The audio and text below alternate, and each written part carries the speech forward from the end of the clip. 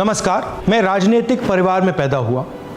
जब मैं छोटा सा था 1980 में प्रियंका और मैं घर में लेई बनाते थे, रात को निकलकर पोस्टर चिपकाते थे। चुनाव समझता हूं, 20 साल से मैं स्वयं चुनाव लड़ रहा हूं। पोलिंग कैसे होती है, पोलिंग बूथ कैसे मैनेज किया जाता है, वोटर लिस्ट, फॉर्म 17, ये सब मैं गहराई से समझता हूं। कुछ समय पहले हमें दाल में काला लगा। चुनाव के नतीजे आते थे, मूड एक तरीके का होता था, रिजल्ट दूसरे तरीके का। मुझे याद है उत्तराखंड में हम चुनाव हारे। बाद में मैंने कैंडिडेट से पूछा कि जहां रोड शो हुआ था वहां जाके देखिए हमें कितने वोट मिले। हजारों लोग आए थे, पोलिंग बूथ में किसी ने वोट नहीं किया। यह असंभव था, यह हो ही नहीं सकता।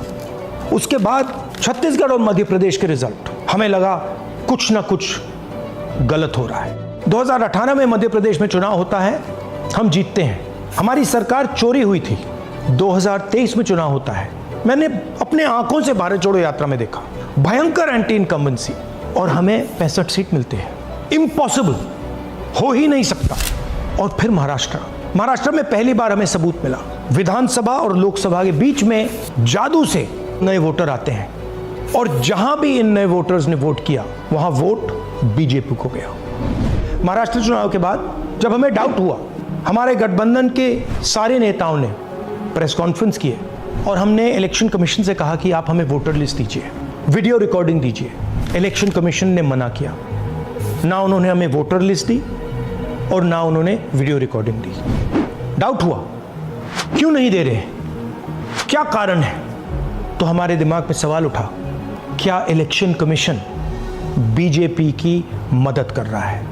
क्या इलेक्शन कमीशन ही इलेक्शन को चोरी करवा रहा है? इसके बाद हमने एक टीम सेटअप की और हमने उन्हें कहा कि आप जाइए, एक कंस्टिट्यूएंसी में जाके ढूंढिए, सच्चाई ढूंढिए, किस प्रकार से चीटिंग की जा रही है, किस प्रकार से ये काम किया जा रहा है और कौन कौन इस काम को कर रहे हैं। सबसे महत्वपूर्ण बात यह है कि इलेक्शन कमीशन डिजिटल डेटा नहीं देता है, फिजिकल डेटा देता है। मतलब लाखों कागज में वोटर लिस्ट दे देगा, मगर डिजिटल वोटर लिस्ट किसी को कभी नहीं देता। क्यों नहीं देता? कारण क्या है? कारण है कि अगर डिजिटल डेटा मिल जाए तो इलेक्शन कमीशन की सच्चाई पूरे देश को पता लग जाएगी। हमने टीम को बताया, मैंडेट दी कि आप जाके चेक कीजिए, आप 5-7 सीटों पे पता लगाइए कि चीटिंग हुई, और अगर हुई तो कैसे हुई। टीम ने हमें एक दिन बताया कि 5-7 सीटों पे काम किया ही नहीं जा सकता। क्यों? मैंने उनसे पूछा क्यों नहीं किया जा सकता? उन्होंने मुझे ये कागज दिखाए। ये जो कागज हैं, ये एक लोकसभा के कागज नहीं है, ये एक विधानसभा के कागज है, और इन कागजों को हमने मैन्युअली सॉर्ट करना पड़ा। और पूरा का पूरा काम जो हुआ है, इसमें 6 महीने लगे हैं, और एक असेंबली सीट में हम ये काम कर पाए हैं। क्यों? क्योंकि डिजिटल डेटा नहीं दिया जाता। अगर इलेक्शन कमीशन ने हमें डिजिटल डेटा दिया होता तो हम ये कार्रवाई पूरे देश में, हर लोकसभा में, हर विधानसभा में 15 मिनट में करके दिखा देते। हमारे पास अनलिमिटेड रिसोर्सेज नहीं है, इसलिए हमने ये रिसर्च सिर्फ एक लोकसभा में, एक विधानसभा सीट में की। मगर मुझ में अब पूरा भरोसा है कि ऐसी 100 से ज्यादा सीटें हैं हिंदुस्तान में। जो यहां हुआ है उन सीटों में भी हुआ है। और याद रखिए, अगर बीजेपी को 10-15 सीटें कम आती तो आज नरेंद्र मोदी प्रधानमंत्री नहीं होते, इंडिया गठबंधन की सरकार होती। जांच ने 5 तरीके की चोरी पकड़ी है। डुप्लीकेट वोटर, जिसका मतलब एक वोटर के नाम वोटर लिस्ट में अनेक जगह आ रहे हैं। फेक एड्रेस, मतलब एड्रेस है ही नहीं, या फिर house number 0। Bulk voter in single address, मतलब एक छोटे से घर में 40, 50, 60 लोग रह रहे हैं। इनवैलिड फोटोज, छोटी सी फोटो है या फिर फोटो ही नहीं है, और वो जो छोटी फोटो है वो दिखती भी नहीं है। कौन है, किसका चेहरा है, नहीं पता लग सकता।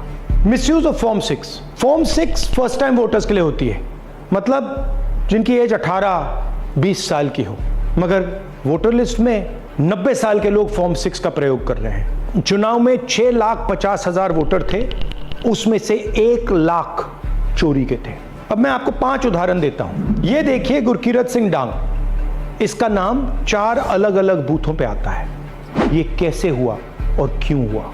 एक और उदाहरण, विशाल सिंह, वाराणसी में वोटर लिस्ट में नाम है और बेंगलोर में 2 बार वोटर लिस्ट में नाम आता है। क्या ये वाराणसी में वोट कर रहे हैं या बेंगलोर में वोट कर रहे हैं या दोनों जगह वोट कर रहे हैं? एक और उदाहरण देखिए, हाउस नंबर 0।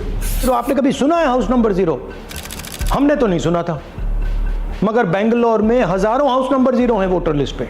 हाउस नंबर 35 की कहानी सुनिए। छोटा सा घर है, ज्यादा से ज्यादा 4 लोग रह सकते हैं, मगर इस 35 में 80 लोग वोटर लिस्ट में रजिस्टर्ड है। ये ईआरओ ने कैसे अप्रूव किया, क्यों अप्रूव किया, पता लगाना है। अच्छा, अब ये देखिए वोटर लिस्ट, इनकी फोटो देखिए, या फोटो है ही नहीं या फिर छोटी छोटी फोटो है तो दिख नहीं सकती। इन वोटर आईडीज पे वोट दिया गया है। अब मैं आपको बताता हूं शकुन रानी की कहानी। फर्स्ट टाइम वोटर बनी है, 70 साल की आयु है।